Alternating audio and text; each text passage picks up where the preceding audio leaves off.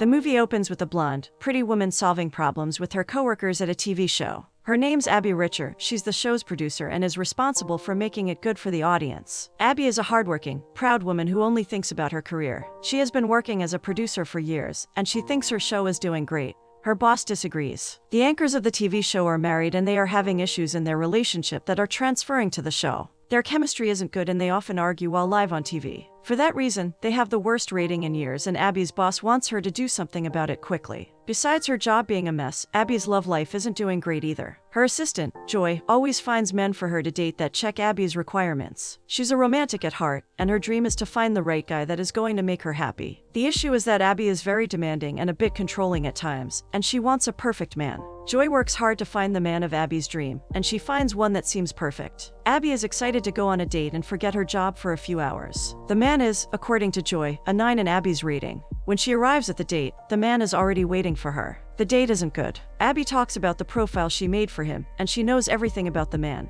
He finds it weird and stalkerish, but Abby doesn't even notice his discomfort. She thinks doing some research before a date is perfectly acceptable and normal. She has high expectations and she only wastes her time on dates that she knows can work out. She isn't spontaneous or daring, she's organized and a perfectionist. After dinner, Abby goes home alone and feels disappointed. It's not the first date that doesn't work and she doesn't know what the problem is. She's a catch, in her humble opinion. Pretty, confident, with a great career, and independent. She has no clue that she comes out looking like a control freak for men, and they steer clear of her. While at home getting ready to sleep, her cat accidentally changes channels on TV to a man in a TV show called The Ugly Truth talking about relationships. He's handsome in a rugged way, but what catches Abby's attention is how he talks about women. For him, women should worry only about physical appearance and pleasing the man if they want a good relationship. Men don't like to be controlled and they can't be tamed. It's in a man's nature to be interested in beautiful women and be physically intimate. For an idealist romantic like Abby, who reads self-help books about healthy relationships, the man is completely wrong. She decides to call him to tell him that.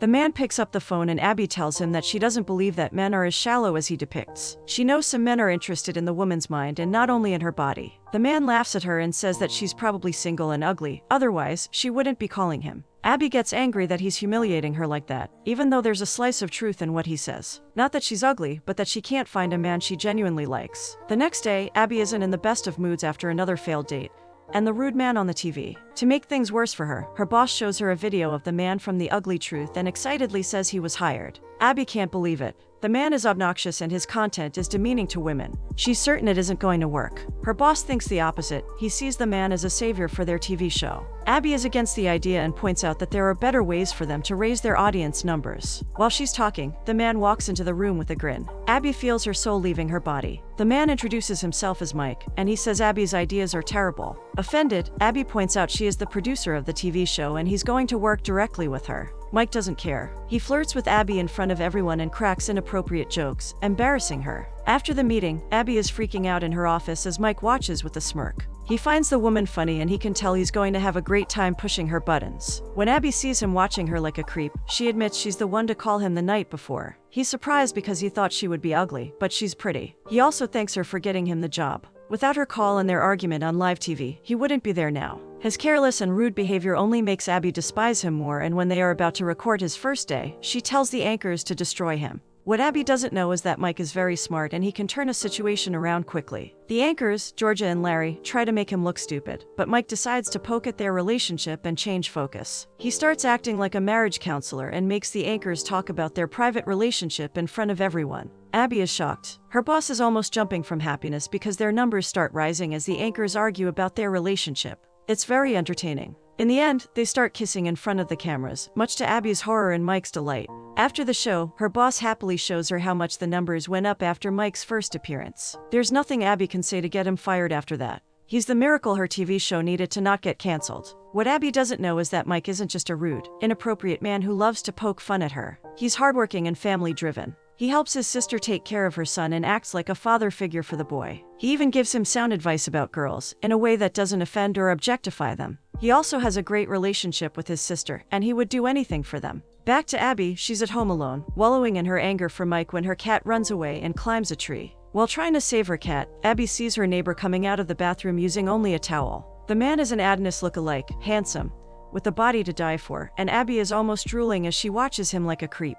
Her cat makes her fall from the tree and she hangs there by her legs, yelling for help. Her neighbor hears her and quickly goes down to help, still wearing his towel. Abby accidentally pulls his towel off and she almost dies of embarrassment. Luckily for her, the man is easygoing and he helps her out, even taking care of her hurt ankle. The man's name's Colin. He's a doctor, he loves cats, and he's very handsome. Abby realizes her dreams came true. She tries to flirt with Colin, but he doesn't give her an opening for her to ask him out. He's very professional and cordial while talking to her. He gives her his number to call if her ankle doesn't heal. When he leaves, she's over the moon. She's already imagining their future together, living in a white picket fence house with a beautiful family. The next day, she's excitedly telling Joy about Colin when she sees Mike flirting with the makeup artist. She quickly goes after him, angry that he's being unprofessional. She tells him that she wants him to follow the script, but of course, Mike isn't going to do as she asked. He knows that the program needs him, otherwise, they are going to be cancelled. He wants Abby to do as he asks, not the other way around. In the next program, once again he goes off script and makes Abby crazy. When she sees it's working, though, she starts helping him to have more audience. She isn't happy about it, but she understands that they need him. Her relationship with Mike doesn't improve much over the next few days. He doesn't follow orders well and he loves to pester her whenever he can.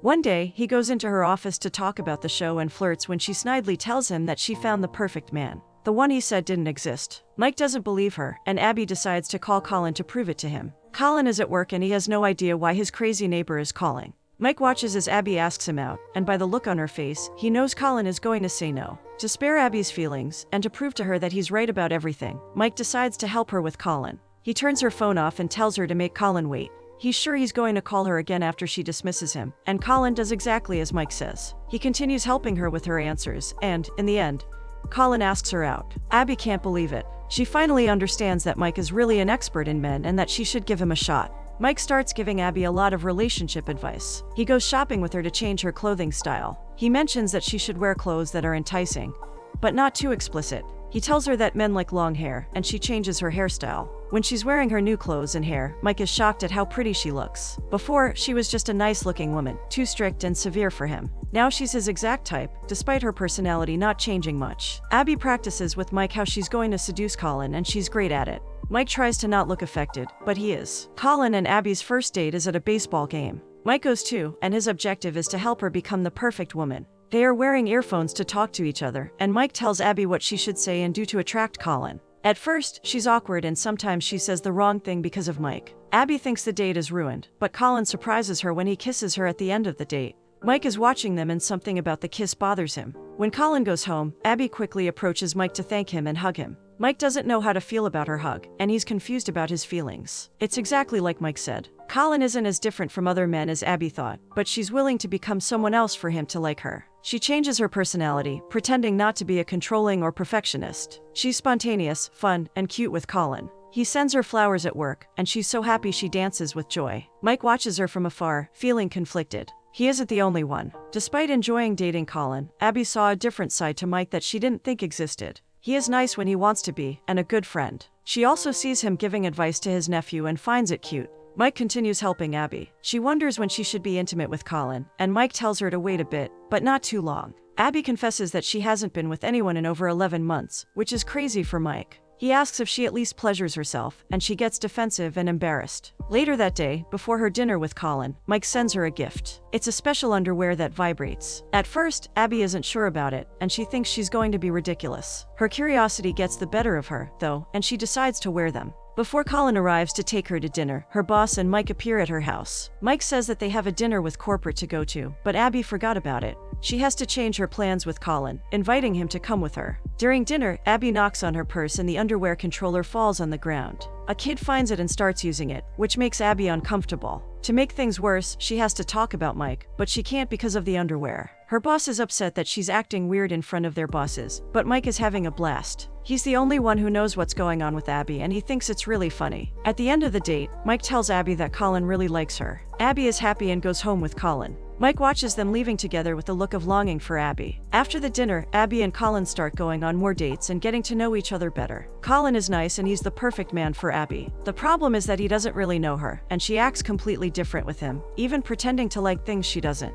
Mike is jealous of Abby, and he starts going out with more women to try and forget her. Abby knows it, though she doesn't know the reason for his behavior, and it bothers her too. During a meeting at a bar, Abby is talking about her relationship with Colin while Mike stares at another woman. Abby notices and calls him a womanizer. Mike isn't offended because he is a womanizer, but ever since he met Abby, things are different. Before, he was quite content with going out with a new woman every night. He didn't care for relationships or commitment. He wanted to have fun and women were willing to do it with him. Abby makes him question his feelings and he doesn't like it. She's the opposite of the women he usually dates. She's pretty, but she isn't shallow or vain. She is independent and doesn't need approval from men. She fights for what she believes and she's open to hear other people's opinions. The problem is that Mike can't give her what she wants, which is a stable relationship. She wants a man to marry, to grow old with, and he's not that man. He knows all that and still can't bear the thought of her relationship with Colin getting more serious. He's bothered when she tells him she's planning on sleeping with him soon. Colin prepared a romantic weekend for them, and Abby is really looking forward to it.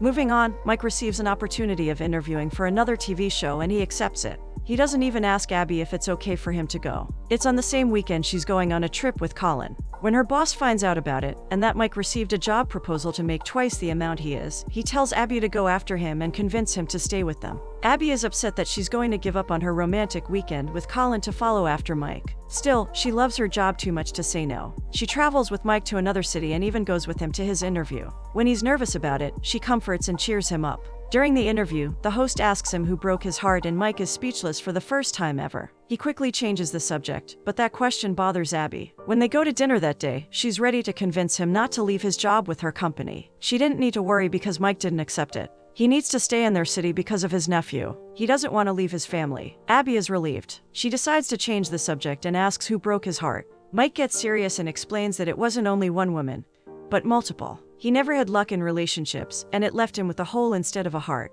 Mike tells Abby that he doesn't believe in love. He also doesn't trust women. That's why he always puts the blame on women for failing relationships. Abby understands Mike better, and she realizes that they are similar in a way. She also never had a good relationship, but different from Mike, she isn't ready to give up because of a few hiccups. They have fun during dinner, and Mike asks her to dance. They dance really close to each other, as a couple with a lot of intimacy would. They don't think about anything but the moment, and how good it is to be in each other's arms. At some point, they almost kiss, but Abby steps back before it goes any further. Her heart is already beating faster for Mike, though, and he is doing the same. They go back to their rooms together, and in the elevator, they have another moment. They say goodbye and hug twice before Mike grabs her and kisses her with passion. It's everything they ever wanted and more. Abby can't believe she's kissing him, and that is so amazing. It's like they are two pieces of a puzzle that match perfectly. When they stop kissing, Mike leaves the elevator and goes to his room. Abby is walking on cloud 9 when she goes to hers. It's been a long time since she felt like that. Not even with Colin she did. Things are about to get more complicated for them. Abby is still thinking about the kiss when someone knocks on her door. She quickly goes to answer it, thinking it's Mike and that he's there to finish what they started. But it's not him.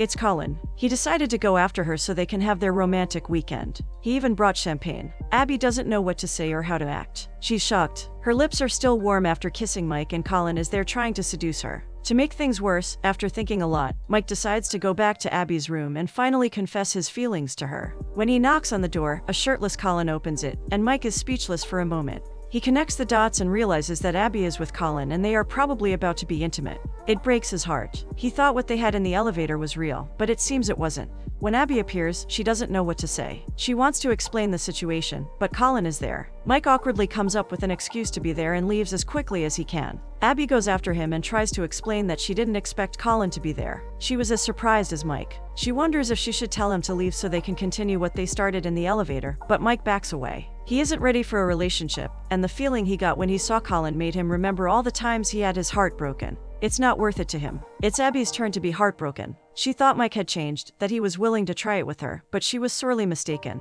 Mike leaves and she goes back to Colin. At last, Abby understands the meaning of an ugly truth. She has the perfect man in her room, ready to be with her, but he doesn't know her for real. At the same time, she has a man that she never thought she would care about leaving her, and he isn't perfect at all. He knows about her flaws, who she really is beneath the provocative clothes and fake hair, yet he still isn't willing to be with her. It's a hard pill to swallow, and Abby is tired. She's tired of always giving her best and never being enough. She isn't enough for Colin, and she isn't worth it to Mike. When she enters the bedroom, she decides to come clean to Colin. She tells him that he doesn't know the real her and that everything she did was following a stupid man's idea. She isn't the perfect woman, nor does she want to. Colin is shocked when she takes off her hair, showing that she isn't the person he thought she was. He leaves her after that and they break up. The next day, when she arrives at work, she finds out that Mike did exactly what he said he wouldn't. He quit the job and accepted a different one. That's the last straw for Abby, and she goes back to despising him and how selfish he is. She is determined to find a replacement for him that is going to be as great as he is, or even better. In the meantime, Mike gets ready for his new TV show. Abby tries hard to find another host, but it's pointless. The one they hire is conceited and not as charming as Mike. She knows it's going to be a disaster, and when the host opens his mouth, she interrupts him. On live TV, she starts presenting the program herself, and she talks about how horrible men are, that they are unreliable, not to be trusted, and that they hurt people without thinking twice. Mike, who was watching the show before his show went live, can't believe what Abby is saying. He goes after her and takes the microphone from her. It's his turn to badmouth women, and Abby gets even angrier. The subject changes to their relationship, and they start arguing about it in front of everyone. Abby is hurt that Mike left, that he didn't try, and calls him a coward. Mike is shocked and also hurt because he was sure she was going to choose Colin. They go back and forth until it's time for the balloon they are in to fly. Unbeknownst to them, they are still live on TV and continue arguing about their relationship. The numbers for Abby's program rise even more with the couple's argument. In the balloon, there's a beautiful view of the city. After a few moments of silence, Mike angrily tells Abby to tell him how much fun she had with Colin back in Le, and Abby snaps that she broke up with Colin that same day. Mike is shocked. He knew Colin was everything Abby wanted, and she worked hard to make him fall for her. It doesn't make sense that she gave up on him after everything she did. Abby tells him that he lost his chance and that she had a lapse in judgment when she trusted him enough to kiss him.